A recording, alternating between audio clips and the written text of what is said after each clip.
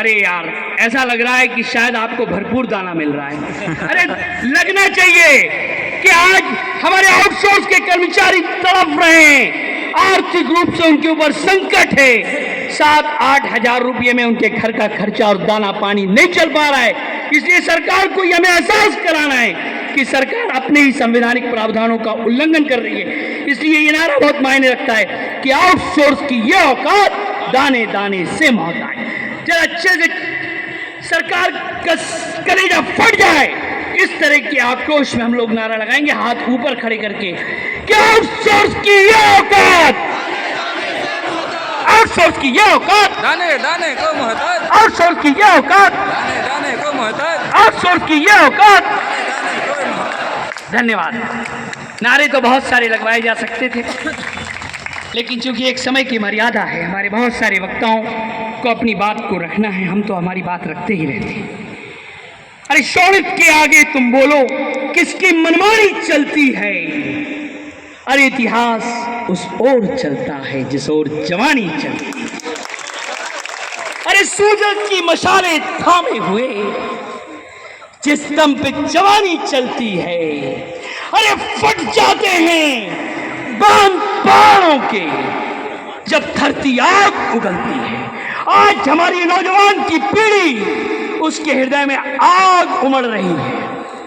आज हैरत की बात यह है कि सरकार अपनी कोरी घोषणाओं में लगी हुई है, लेकिन दुर्भाग्यपूर्ण बात यह है कि हमारे आउटसोर्स और संविदा के कर्मचारियों के हितों के संदर्भ में जो अंतिम पंक्ति में बैठा हुआ है, उसके इस बारे में सरकार सोचने के लिए तैयार नहीं है।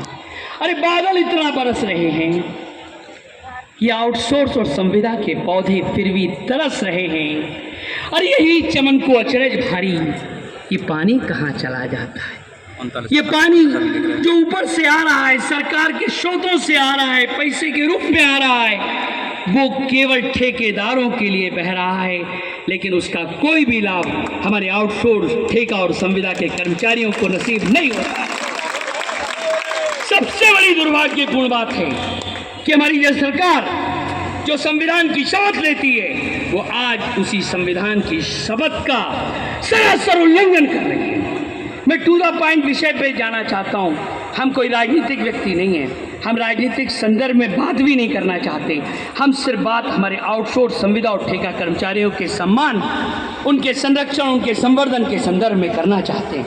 हम सरकार को अवगत कराना चाहते हैं कि वर्तमान में जो प्रचलित कानून है, उसमें न्यूनतम वेतन अधिनियम 1948 की धारा 3 के तहत हमारे आउटसोर्स ठेका कर्मचारियों का न्यूनतम वेतन हर 5 वर्ष में रिवाइज यानी पुनरीक्षित होना चाहिए। ये वेतन हर 5 साल में वेतन रिवाइज करने का प्रावधान है, लेकिन हमारे आउटसोर्स और ठेका कर्मचारियों का न्यूनतम वेतन all India consumer price index के आधार पर, उसकी दरों के आधार पर, वर्ष 2014 के आधार पर वर्ष 2016 में रिवाइज किया गया था।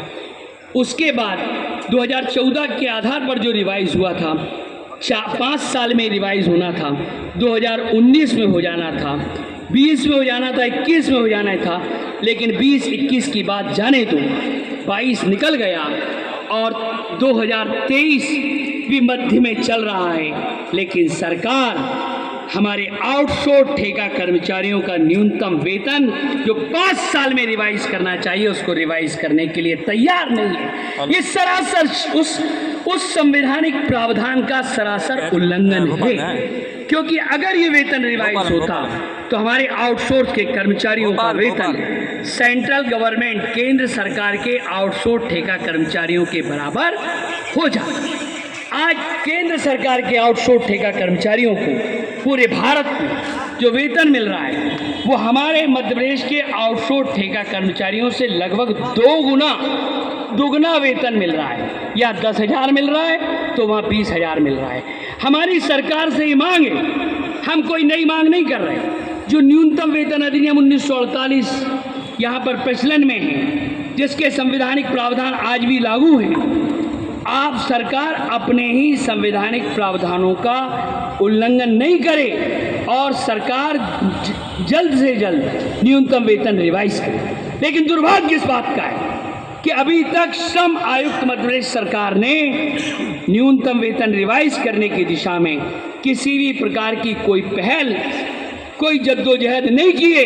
यहाँ तक कि इसके लिए जो एक कमेटी गठित की जाना चाहिए वो कमेटी भी अब तक गठित नहीं की गई है। ये बहुत शर्मनाक, दर्दनाक है और हम इसके लिए सरकार की घोर निंदा करते हैं। इसलिए निंदा करते हैं कि सरकार को अंतिम पंक्ति में बैठा हुआ आउटसोर्स ठेका कर्मचारी दिखाई नहीं दे रहे, सरकार को ठेकेदार दिखाई दे रहे हैं। ये सरकार ठेकेदारों की गोद में बैठी हुई है। ये सरकार उन ठेकेदारों को उपकृत कर रही है जो हमारे आउटसोर्स और ठेका कर्मचारियों का खून चूस रहे हैं। दुर्भाग्यपूर्ण बात यह है कि आज पूरे मध्य प्रदेश में सरकार एक तरफ ये ढिंढोरा पीटती है कि हम मध्य प्रदेश में रोजगार दिवस मना रहे हैं, लेकिन दुर्भाग्यपूर्ण बात यह है कि मध्य प्रदेश के सभी विभागों में आउटसोर्स ठेका कर्मचारियों को जो पूर्व से नौकरी में कई वर्षों से लगे हुए थे उनको धड़ाधड़ नौकरी से निकाला जा रहा है। एक तरीके से रोजगार धड़ल्ले से छीना जा रहा है। तो सरकार रोजगार दिवस नहीं मना रही है बल्कि सरकार बेरोजगारी फैला रही है। ये दर्दनाक बात है। इसका सबसे ताज़ा उदाहरण मध्य प्रदेश की बिजली कंपनियां हैं। जब हमने 21, 22, 23, 24, 25 तारीख को समूचे मध्य प्रदेश में आउटसोर्स ठेका कर्मचारियों ने आंदोलन किया तो सरकार ने उनका न्यूनतम वेतन बढ़ाना तो दूर, उल्टे उनको नौकरी से बर्खास्त कर दिया। आज मध्य प्रदेश के 1000 आउटसोर्स से अधिक कर्मचारी नौकरी से बर्खास्त हो गए।